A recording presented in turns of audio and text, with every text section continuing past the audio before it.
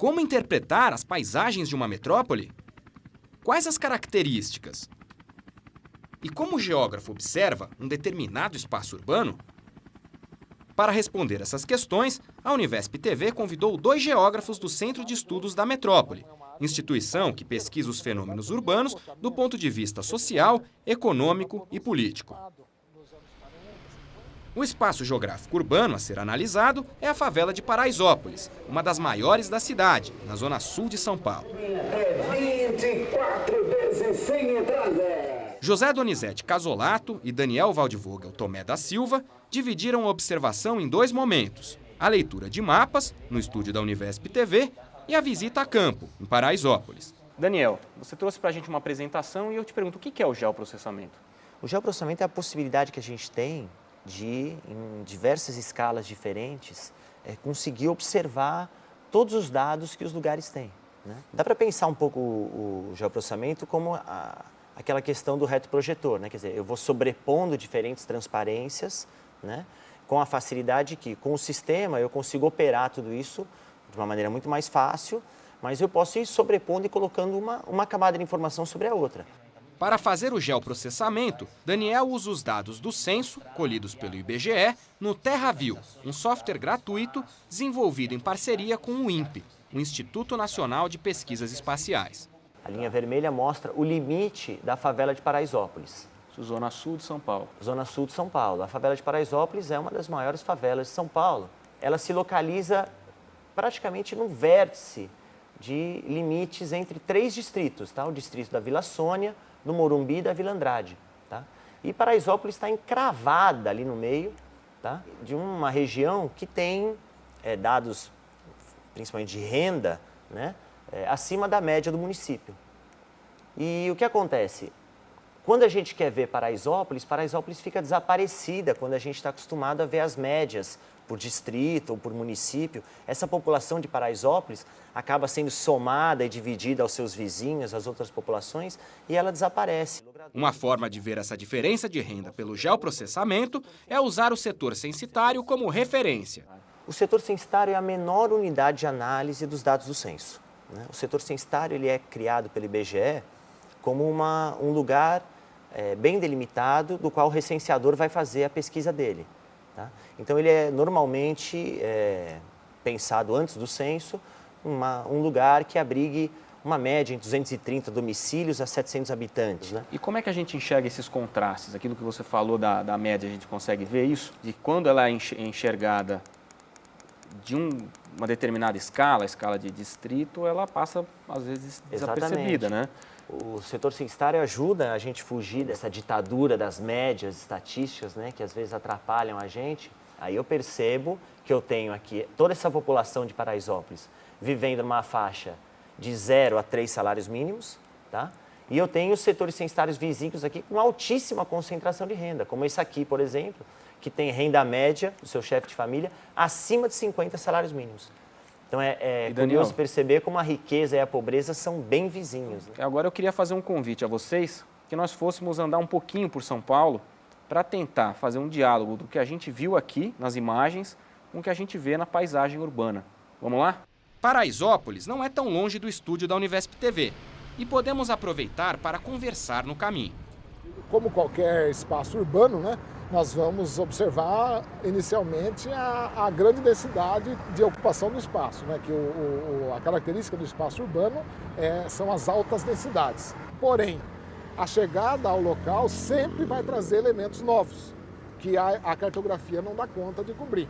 Daniel, então vocês trouxeram alguns mapas para subsidiar a nossa observação, não é isso? Exatamente. A gente tem um mapa aqui que mostra que existem divisões de bairros dentro de Paraisópolis, né? São 5 bairros, um bairro principal aqui, o Antonico, e alguns outros bairros menores, né? Tem um mapa aqui com uma foto de satélite, aliás, de Paraisópolis, de 2010, e essa daqui é de 2000. Então é até curioso porque dá para perceber um pouco o quanto Paraisópolis cresceu ou diminuiu, ou algumas áreas foram desapropriadas, etc, né? Donizete faz uma primeira observação dessa paisagem. paisagem? A primeira questão que chama, que salta aos olhos, é a questão da topografia, né? Tudo que nós vemos nos mapas, de um modo geral, quer dizer, o mapa, o mapa convencional, ou mesmo a tela do computador, é plano. E a representação da diferença de relevo, ela nem sempre é muito adequada. E a segunda, obviamente, é a densidade, né? A gente vê a quantidade de residências, né? Muitas já verticalizadas, né? Uma em cima da outra, muito próximas, e aqui você, olhando aqui para a nossa... mesmo que você tenha prédios, né, do outro lado, que também prédio é um adensamento, né? O adensamento aqui é muito maior, sem dúvida nenhuma, porque as casas, os terrenos de cada casa são totalmente ocupados. Você não tem área livre nenhuma, né? Isso coincide também com a leitura feita pelo geoprocessamento. O Daniel falou disso lá no estúdio da Univesp TV. Quando a gente sobrepõe o próximo, que é a imagem de satélite, né? A gente consegue perceber não só o campo de futebol ali como a única área de lazer e a única área não ocupada da favela e uma altíssima densidade, né, de ocupação bem diferente dos seus vizinhos, né, que são casas de alto padrão. Enquanto que aqui nessa rua convencional, que é uma rua de um padrão mais convencional para urbano, veja que você tem o prédio, tem o seu recuo, tem um intervalo entre um e outro, né? Tem um espaço de calçada, tem uma arborização mínima, né? E a partir daqui, dessa constatação, dessas diferenças, você começa a fazer correlações, você começa a buscar informações, por que lá é tão denso e aqui já não é tão denso? Será que lá dentro dessa favela é tudo igual? Vamos caminhar pelo bairro.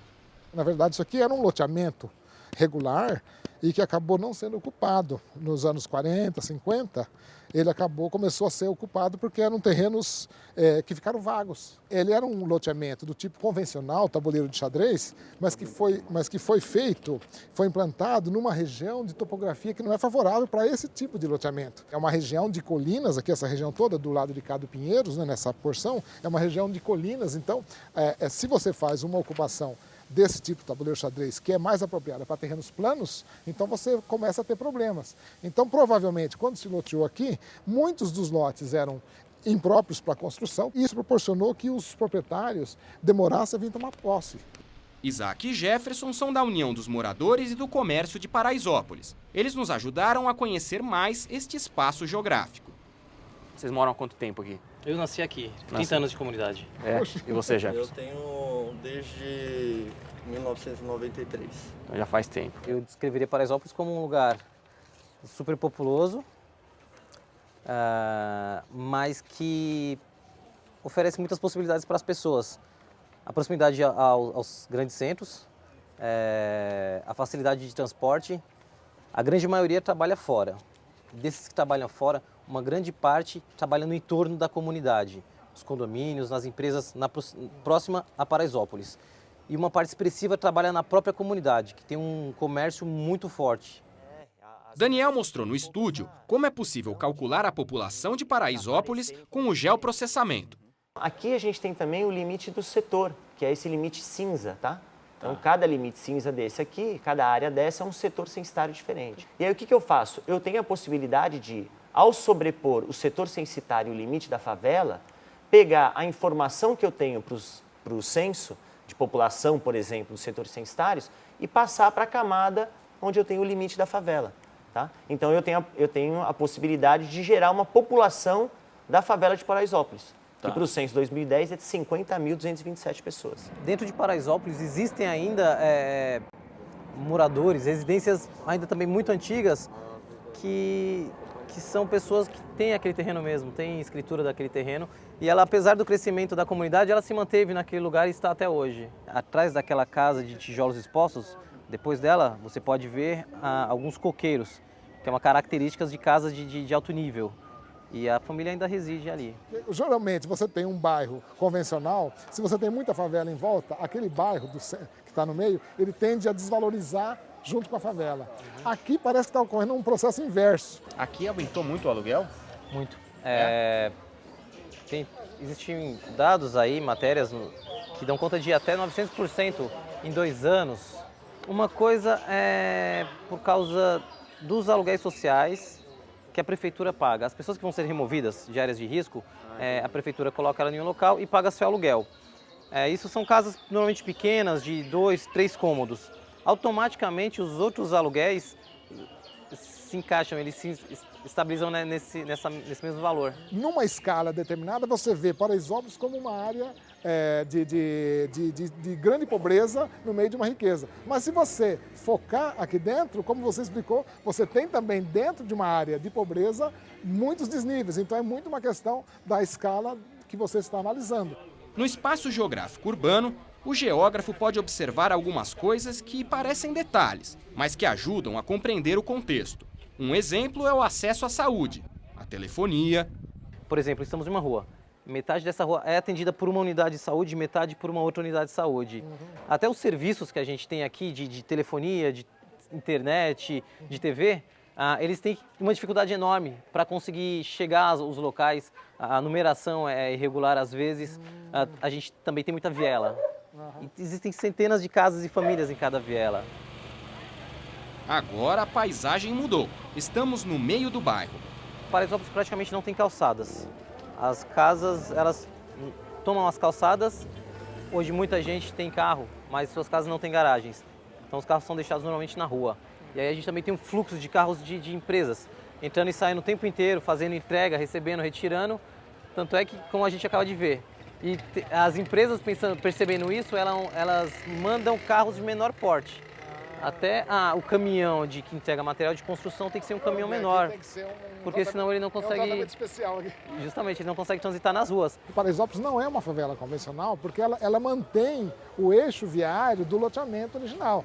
As grandes vias, então por isso que ela tem essa condição, porque a favela convencional o pessoal vai construindo sem nenhum, e não tem uma via aqui para. E vocês não, aqui vocês têm essa vantagem que vocês conseguiram manter o viário original do loteamento, as grandes vias, até os nomes estão mantidos. Então isso de certa forma dá uma vantagem porque você garante a circulação interna mínima. Então isso é uma vantagem que dá uma característica especial, quer dizer, então daria para dizer que Paraisópolis é um bairro especial e não exatamente uma favela. A visita a campo ajudou os geógrafos a conhecerem a realidade do espaço geográfico. A realidade é muito complexa. Então você, numa cartografia de gabinete, que você tem uma série de dados de censo, dados econômicos, dados socioeconômicos, dados mesmo físicos do ponto de vista da altimetria ou de clima, etc. Quando você vai no local, a questão mais social, a questão das pessoas, da vida das pessoas, do cotidiano, as questões de trabalho, de moradia, abre outro leque de investigação que os mapas nem sempre conseguem mostrar suficientemente, né? Apesar de ter uma questão ainda de problemas de regularização fundiária ou autoconstrução, mas você tem só casas de alvenaria, você tem um comércio muito forte, você tem todas as grandes questões de infraestrutura da cidade, energia elétrica, água, telefone, tudo isso aqui existindo e acontecendo. Então eu acho que você tem mesmo um bairro especial, populações com rendas muito diferentes sendo vizinhas, que não é uma característica do município de São Paulo, mas que a gente percebe em outros municípios. Então talvez esse seja o grande diferencial de Paraisópolis aqui em São Paulo.